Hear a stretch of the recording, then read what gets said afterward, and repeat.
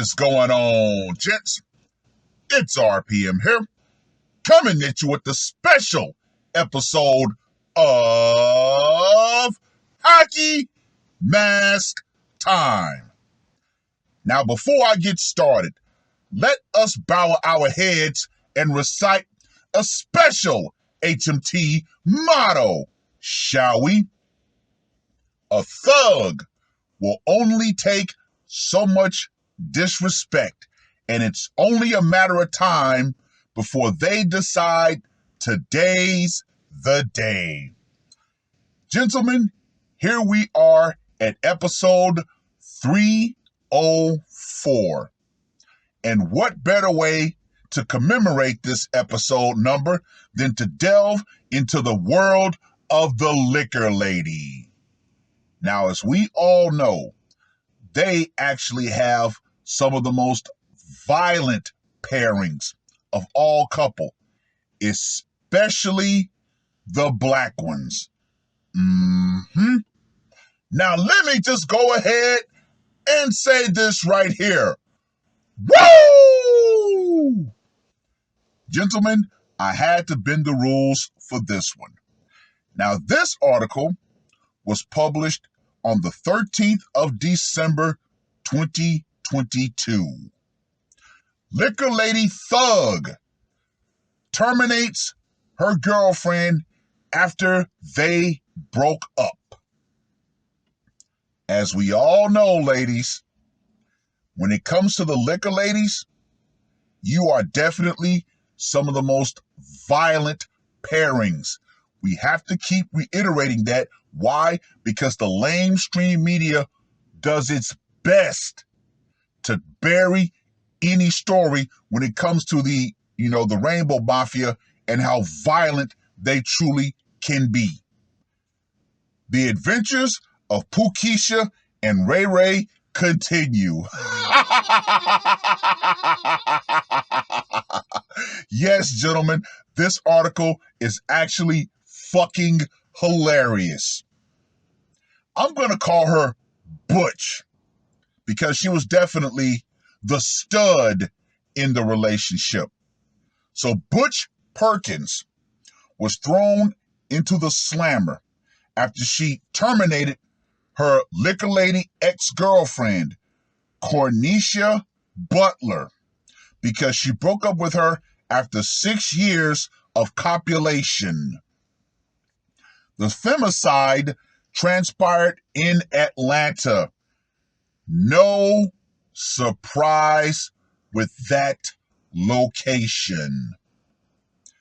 On November 17th, in front of Cornisha's 2-year-old son. According to police reports, Cornisha, a pre-possessing mother of 4, dumped Butch several months ago and filed a restraining order. Ladies, you need to understand something. When you file a restraining order against someone, that is not some invincible shield that you present and say, "Ha! You can't come within X amount of distance of me." No. If anything, a restraining order will further enrage the individual that it is filed against. And guess what? There have been far too many cases of women filing restraining orders only to get taken offline because of it. But the jilted lover threatened to commit a quote-unquote first-degree termination if Cornisha did not take her back. Lo and behold, when she didn't get with her, Butch barged into Cornisha's home and opened fire, striking her 3 times in front of her child. Cornisha was pronounced deleted at the scene. Butch was arrested and charged with first-degree termination, possession of a firearm, and cruelty to children. Gotta love all that estrogen right? As we all know, no matter how thuggish a woman is, guess what? She's still a woman and subject to all of that negative emotion, which we all know women are notorious for following. Social media reaction was fierce. One reader wrote, now this right here is a classic line. Quote unquote, black women love thugs, even if they are female. You cannot beat that. That's right. Hybristophilia. Shout out to the Lion of MGTOW for bringing that word to the forefront. No one can deny, as much as black women love to try to deny this, they do love thugs. Why? Because thugs are dangerous. And far too many black women have not grown out of that state. Every other group of women understand, yes, you date the bad boy for a short period of their youth. But then when you actually mature, you say, you know what? I actually want a good, stable man to actually build a long-term relationship with. Not black women. Oh, no, no, no, no, no, no, no, no, no, no. Which is why, in my humble opinion, and I've said this on numerous occasions, the American black population will consistently stay by design in a state of arrested development. The vast majority of the American black population has not graduated from high school mentally. Just saying, just saying. Another chimed in, quote unquote, wow, they were together for 6 years, but still making babies with men. That is very ironic, isn't it, gentlemen? Oh, we're a liquor lady couple, but we still want to have babies with men. Doesn't that kind of defeat the purpose of being a liquor lady? I'm just saying. Just saying. This is sad, a third person wrote, and they added, quote unquote, liquor ladies are violent, which goes back to the main point of this video.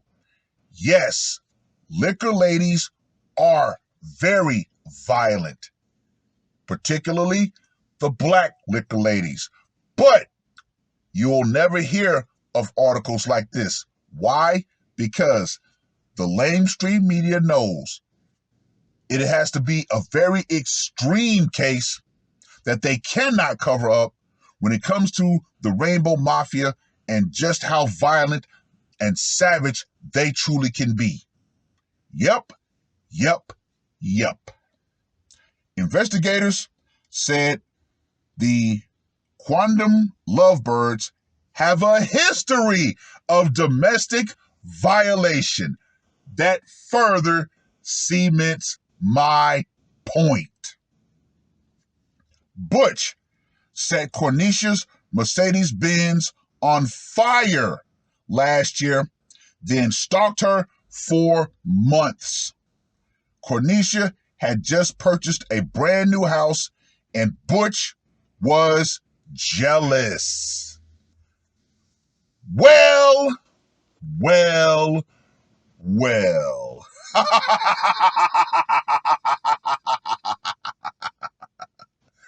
What more can be said, gentlemen?